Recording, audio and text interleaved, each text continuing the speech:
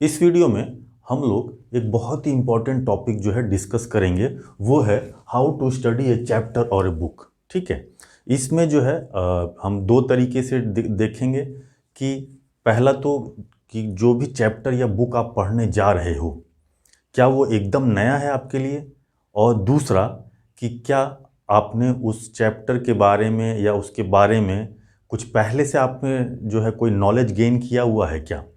मतलब कि एक तो एकदम नया हो गया और दूसरा जो है आपको कुछ नॉलेज है उसका 50% की, थोड़ा अब ये चैप्टर थोड़ा डेप्थ में, पहले आपने सुपरफिशियल थोड़ा छोटे छोटे उसमें आपने पढ़ा था। ठीक है, और ये जो हम टॉपिक जो डिस्कस करने जा रहे हैं ये आपके जितने भी लोग कॉम्पिटिटिव एग्ज़ाम्स दे रहे हैं उनके लिए बहुत ही बेनिफिशियल है, क्योंकि कंपटीशन है। सब लोग के पास वो बुक्स अवेलेबल रहती हैं, लेकिन पढ़ने का सबका तरीका अलग अलग होता है, इसलिए सबका सिलेक्शन होता है। बहुत सारे लोगों का नहीं होता, बहुत सारे लोगों का हो जाता है। ठीक है, इस तरीके उसका रीज़न क्या है कि आपने किस तरीके से जो है उस जो चैप्टर है या बुक है उसको किस तरीके से पढ़ा है, वो बहुत इम्पॉर्टेंट है। आप जो लोग भी जो है कॉम्पिटिटिव एग्ज़ाम्स दे रहे हैं वो इसको ज़रूर देखें। कॉम्पिटिटिव एग्ज़ाम्स कौन से? सिविल सर्विसेज हो गया, आपके आईआईटी और नीट के एग्ज़ाम्स हो गए, उसके बाद जो है एकेडमिक एग्ज़ाम्स जो होते हैं, बोर्ड के एग्ज़ाम्स हो गए, क्योंकि वहाँ पे लिखने वाला है। एकेडमिक एग्ज़ाम्स जैसे आपके सेमेस्टर्स होंगे, जो आप एमबीबीएस कर रहे हो या बीटेक कर रहे हो या एमबीए कर रहे हो, BA, BSc, MA, MSc, MPhil, इन सब जगहों पे जो है आप, क्योंकि हमेशा नई चीज़ें आपको पढ़ने को मिलती हैं, तो उसको किस तरीके से पढ़ना है उसके बारे में हम यहाँ पे एक डिस्कशन रखेंगे। ठीक है, जो हमने जो तरीका जो निकाला है वो एक तरह से साइंटिफिकली प्रूवन स्ट्रेटजी है। ठीक है, साइंटिफिकली प्रूव हुआ है कि अगर आप इस तरीके से पढ़ रहे हो तो आपको फ़ायदा क्या है कि आपको जो समझोगे उसको पढ़ने के बाद वो आपको बहुत लंबे समय तक चीज़ें याद रहेंगी। और उसका जो है मैं जो अभी डिस्कस करूँगा चैप्टर किस तरीके से पढ़ना है, तो उसको आपको लगेगा कि ये तो बहुत ही समय खींच रहा है, लेकिन इसका इम्पैक्ट जो है या इफ़ेक्ट आपको जब आप एग्ज़ाम दोगे, जब आप वहाँ लिखोगे या जब आप क्वेश्चन अटेम्प्ट करोगे एग्ज़ाम में, तब उसको उसका इम्पैक्ट आपको नज़र आएगा कि आपने इस तरीके से पढ़ा था, इसीलिए आज आप सॉल्व कर पा रहे हो। ठीक है, और जो है इसके बारे में हम डिटेल में अभी डिस्कस कर रहे हैं। एक चीज़ और मैं बता दूं कि कुछ वीडियोस ऐसे आपको दिखेंगे जहां पे लिखा हुआ है कि 1 चैप्टर 1 डे और 20 चैप्टर्स जो है 1 डे। ठीक है, तो 20 चैप्टर्स 1 डे में पॉसिबल नहीं है। अगर कोई चैप्टर नया है आपके लिए तो पॉसिबल पढ़ना नहीं है। ठीक है, तो आप जो है, मैं यही कहूँगा कि मैं जिस तरीके से बता रहा हूँ उसको आप स्टेप बाय स्टेप फॉलो करो। अगर आप ऐसे करोगे, एकदम मैं आपको बता रहा हूँ कि वो जो चैप्टर से जो नॉलेज आप गेन करोगे वो बहुत लंबे समय तक जो है आपको याद रहेगा। पर्पस तो यही है कि पढ़ के आप कंपटीशन क्लियर कर लो। क्लियर कब होगा? जब चीज़ें आपको याद रहेंगी। ठीक है, हम लोग चलते हैं, इस पर हम डिस्कस करते हैं।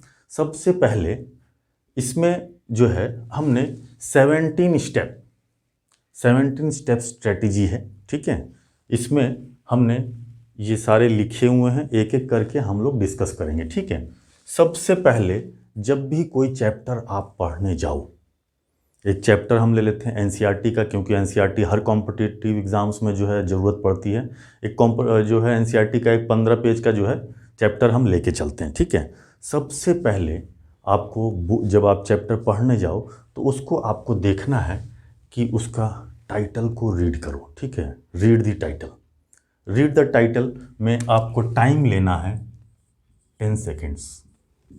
ठीक है, 10 सेकेंड देखने के बाद, जितना भी लंबा टाइटल हो, 4 शब्द का हो या 5 शब्द, जितने का भी हो, 10 शब्द का, उसको देखने के बाद आप जो है डायरेक्टली नंबर ऑफ पेजेस देखो। नंबर ऑफ पेजेस कितने हैं? मान लो 10 पेज है, 15 पेज है, 30 पेज है, तो इससे क्या है, इसका पर्पस क्या है? नंबर ऑफ पेजेस देखने का पर्पस क्या है कि आपको ये पता लग जाएगा कि आपको कितनी देर बैठना पड़ेगा एक स्ट्रेच में।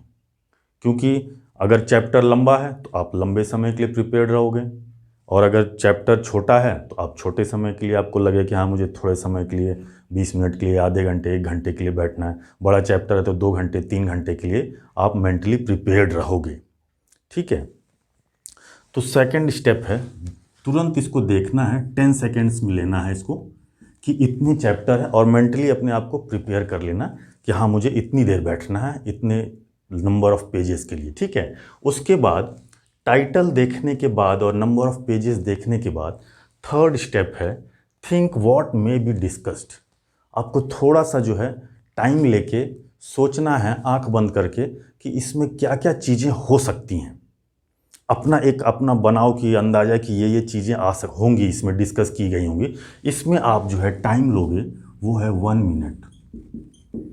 एक सोचना है कि ये चीज़ें हो सकती हैं, ये चीज़ें जो है डिस्कस किया गया होगा मेरे अंदाज से, ऐसा सोचना है, ठीक है। Think what may be discussed, 1 minute लेना है, ठीक है। अब जब आपने ये सोच लिया, मेन टाइटल देखने, चैप्टर का टाइटल देखने के बाद, अब उसमें आप जो है डायरेक्टली जाओ सब टाइटल्स पे।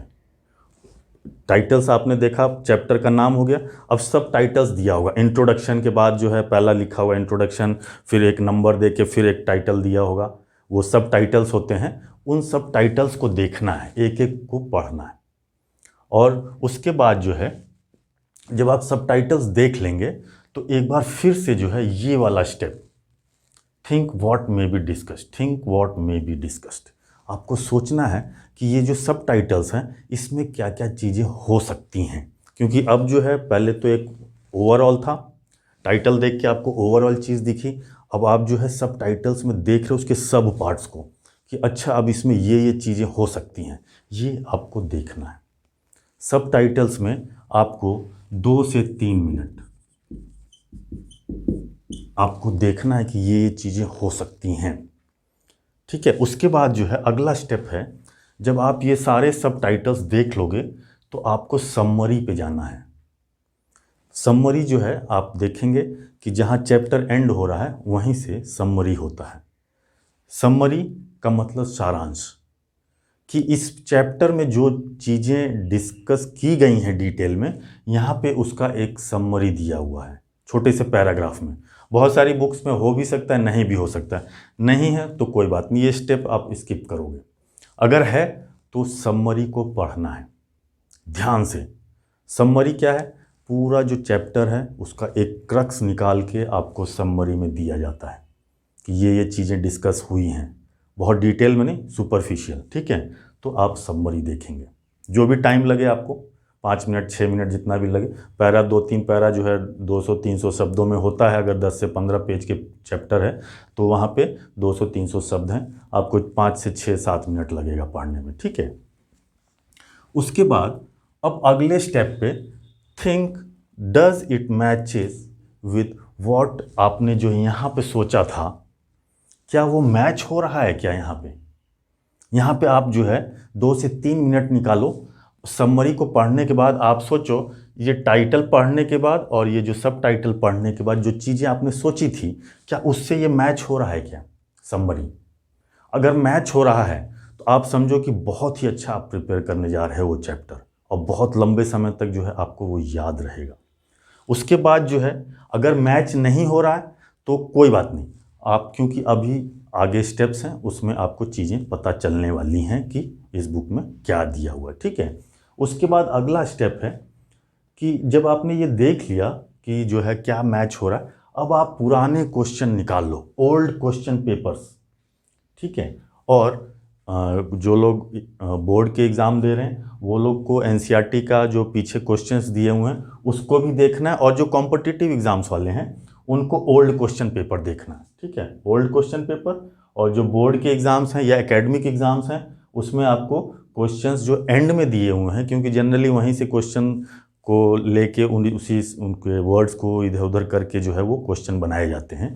तो सेमेस्टर एग्ज़ाम के लिए आपको ओल्ड क्वेश्चन पेपर और ये जो question at the end of the chapter दिया, ये दोनों देखने हैं। कॉम्पिटिटिव एग्जाम्स के लिए आपको ओल्ड क्वेश्चन पेपर देखना है, ठीक है।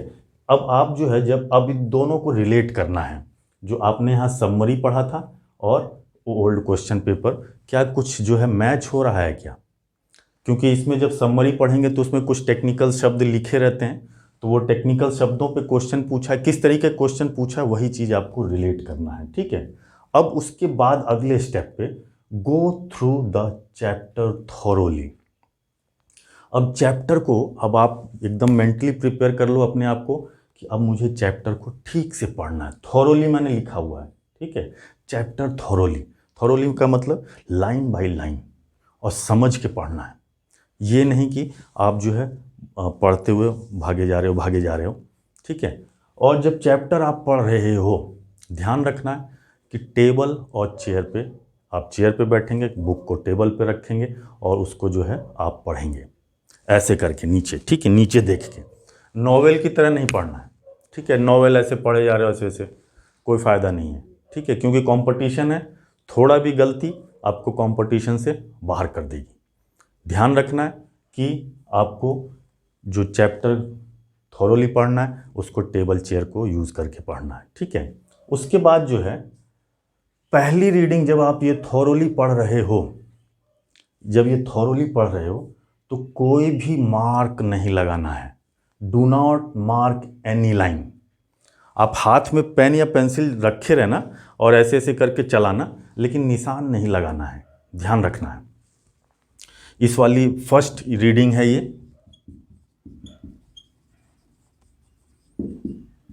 फर्स्ट रीडिंग में आपको कोई भी लाइन मार्क नहीं करनी है, ध्यान रखना है।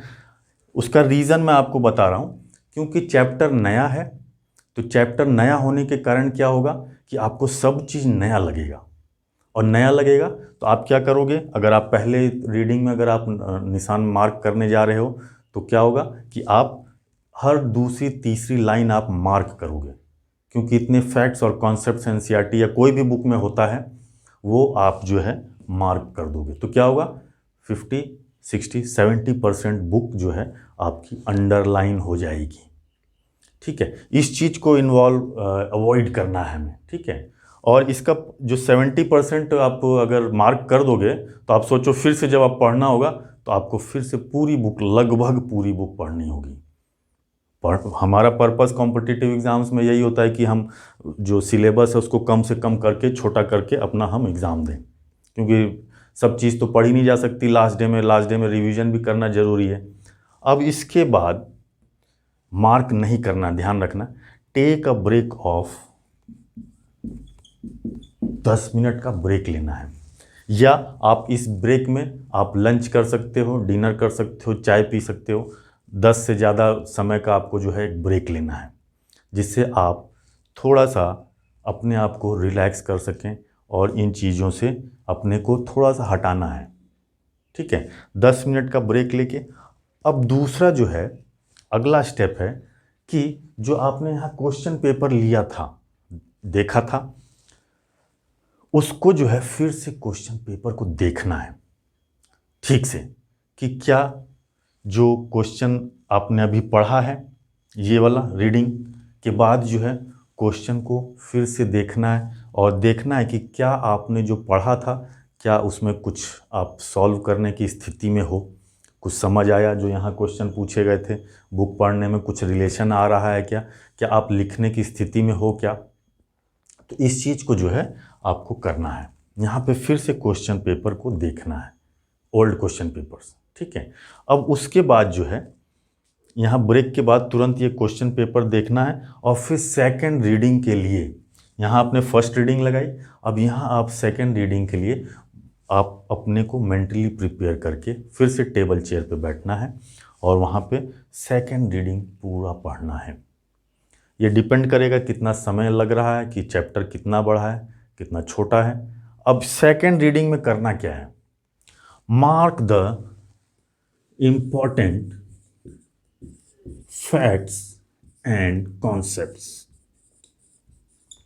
अब सेकंड रीडिंग में जो इम्पॉर्टेंट फैक्ट्स हैं, क्योंकि अब आपने क्वेश्चन पेपर भी देख लिया और एक रीडिंग भी लगा लिया है, अब इन दोनों को रिलेट करते हुए आपको जो सेकंड रीडिंग है उसमें आप पेन या पेंसिल लेंगे, पेन नहीं लेना है, पेंसिल ही लो तो ज़्यादा अच्छा है, और अपने तरीके से फैक्ट्स और कॉन्सेप्ट्स पे निशान लगाना है, और वो कॉन्सेप्ट जो है सेकंड में आपको मार्क करना है, ठीक है। मार्क करके आप अगले स्टेप पे आ जाओगे, ठीक है। अब क्वेश्चन, ये सेकंड रीडिंग के बाद क्वेश्चन पेपर फिर से देखना है, go through the old question paper, और इसमें देखना है क्या are you able to solve this question paper और नॉट। ये जो क्वेश्चन पेपर आपने लिया है, सेकंड रीडिंग 2 बार रीडिंग हो चुकी है, आपने फैक्ट्स को भी मार्क कर लिया, कॉन्सेप्ट्स को भी मार्क कर लिया है। अब जो उसके बाद फिर से क्वेश्चन पेपर देखना है, क्या आप इसको सॉल्व कर पा रहे हो कि are you able to solve the questions, old questions, ठीक है, या चैप्टर के एंड में जो मैंने बताया क्वेश्चंस दिए रहते हैं, क्या उसको आप जो है सॉल्व कर पा रहे हो कि नहीं। ठीक है, अगर कर ले रहे हो तो बहुत अच्छी बात है, अगर आप नहीं कर पा रहे हो तो 2-3 मिनट का ब्रेक लेना है और फिर से जो है जो क्वेश्चन आप सॉल्व नहीं कर पा रहे हो, जो लग रहा है कि अरे मैं तो ये नहीं मेरे को समझ आया, उसको टिक करके मार्क कर लो और अगेन वो जो जो जो सेकेंड रीडिंग में आपने जो फैक्ट्स और मार्क लगाए थे उस सब हेडिंग के अंडर में जाओ जहाँ से क्वेश्चन पूछा हुआ, उसको फिर से एक बार पढ़ना है। अगर उसको पढ़ के, क्योंकि फिर से पढ़ रहे हो इसका मतलब अब आपको सॉल्व कर लेना है। सेकेंड रीडिंग में जो जो क्वेश्चन सॉल्व नहीं हो रहे हैं उसका तुरंत उस सब हेडिंग में जाओ, उस पैरा में जाओ और वहाँ पे देखो कि जो है कि क्या उसका कॉन्सेप्ट है, कौन से फैक्ट्स आप मिस कर रहे थे, वो आपको मार्क करना है। ठीक है, और ये जब हो जाएगा अब आप थर्ड रीडिंग लगाएंगे।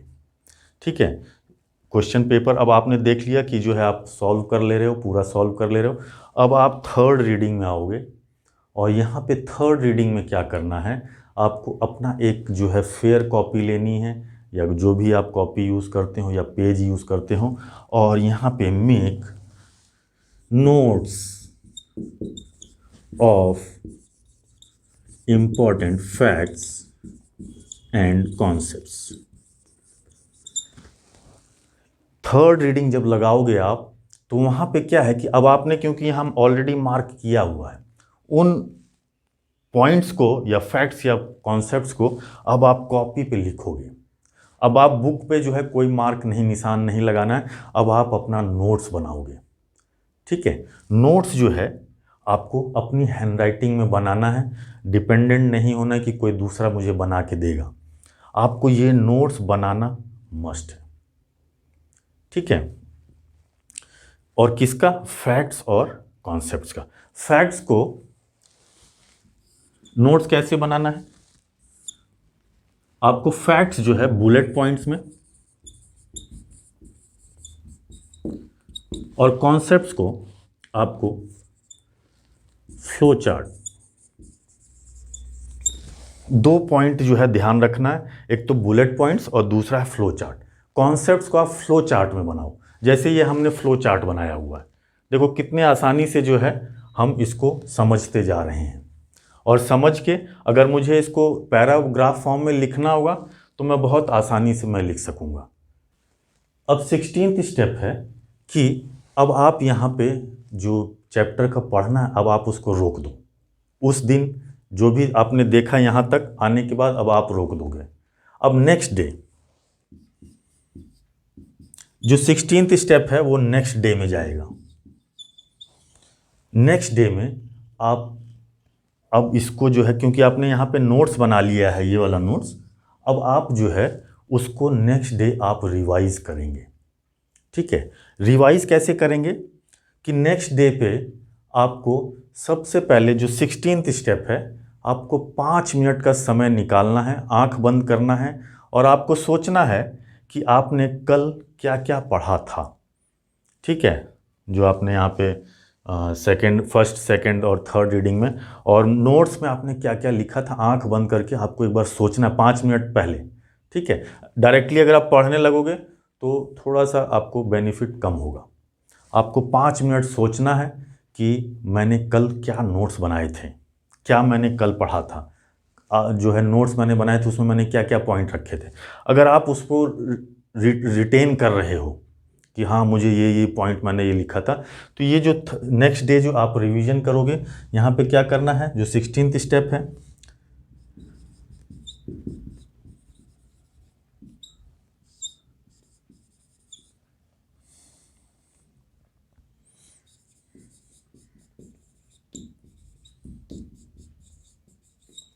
Think what you have written in notes.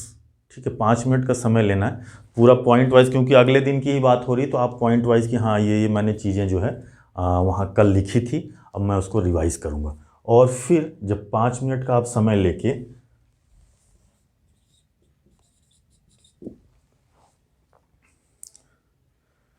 5 minute का समय लेके अब आपको जो है यहाँ पे जो 17th स्टेप है रिवीजन,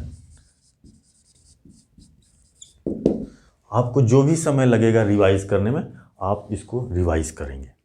ठीक है, जो मैंने ये तरीका बताया आपको इसमें लगेगा कि ये बहुत टाइम कंज्यूम कर रहा है, लेकिन इसका इम्पैक्ट जो है आप जब ये बना लोगे, ये वाला छोटा सा नोट्स फैक्ट्स और इसका जो थर्ड रीडिंग में आप फैक्ट्स और कॉन्सेप्ट्स का नोट्स बनाओगे, वो आपको उसका इम्पैक्ट जो है एग्ज़ाम से पहले दिखेगा। क्योंकि आपने देखा होगा, अगर आपने पहले भी कॉम्पिटिटिव एग्ज़ाम्स दिए होंगे तो आपको लगता है कि मैं लास्ट डे रिवाइज कर लूँ पूरा सिलेबस, ऐसा आपको लगेगा। और वो पॉसिबल तो है नहीं वैसे, लेकिन ज़्यादा रिवीजन आप करोगे तो नेक्स्ट डे एग्ज़ाम जो देने जा रहे हो उसमें ज़्यादा बेनिफिट होगा। तो क्या होगा, आप बुक तो लास्ट डे पढ़ नहीं सकते हो, अगर आपने नोट्स बना रखा है तो आप जो है 10 चैप्टर का नोट्स आराम से रिवाइज कर सकते हो, लेकिन बुक का अगर रिवाइज करना है तो आप एक चैप्टर भी रिवाइज नहीं कर पाओगे एक पर्टिकुलर समय में। तो इसलिए जो है इसका बेनिफिट जो नोट्स बनाना इसमें बहुत ही ज़रूरी है। ठीक है, अगर जो एक तो ये हो गया नया चैप्टर का, न्यू चैप्टर जब आप पढ़ रहे हो तब के लिए, और अगर आपने चैप्टर के बारे में ऑलरेडी कुछ नॉलेज है आपको, तो आप डायरेक्टली जो है सेकंड रीडिंग पे आप जाओ। ठीक है, ये वाला स्टेप आपको फॉलो करना है, क्योंकि ऑलरेडी जो है आपने कुछ ऑलरेडी पढ़ा हुआ है किसी और बुक से, अब इस बुक को पढ़ने जा रहे हो, दोनों में बहुत चीज़ें मैच होती हैं, फैक्ट्स और कॉन्सेप्ट्स मैच होंगे, तो आपको डायरेक्टली इस पे जाना, एक रीडिंग लगाओ और फिर नोट्स बना लो और फिर उसको नेक्स्ट डे रिवाइज करो। तो ये जो है एक नॉर्मल ये तरीका है और साइंटिफिकली प्रूवन है कि इस तरीके से अगर आप पढ़ोगे तो आपको लंबे समय तक याद रहेगा। ठीक है, इस वीडियो में हम लोग जो है इतना ही डिस्कस करेंगे। उसके बाद जो है मैं आपसे कहूँगा कि जो है आप मेरे चैनल को आप सब्सक्राइब कर देंगे तो अच्छा रहेगा, क्योंकि बहुत सारे वीडियोस आने वाले हैं, आपको पता चलता रहेगा कि जो है क्या क्या इंपॉर्टेंट वीडियोस आने वाले हैं। जो भी वीडियोस होंगे वो किसी ना किसी तरीके से आपको बेनिफिट करेंगे, इसलिए सब्सक्राइब कर देंगे तो अच्छा रहेगा। और साथ में अगर वीडियो जो है मैंने तरीका बताया, अगर आपको इससे बेनिफिट हो रहा है तो आप इसको लाइक भी कर देना। ठीक है, और इस वीडियो में हम इसको यहीं रोक रहे हैं। ठीक है, थैंक यू।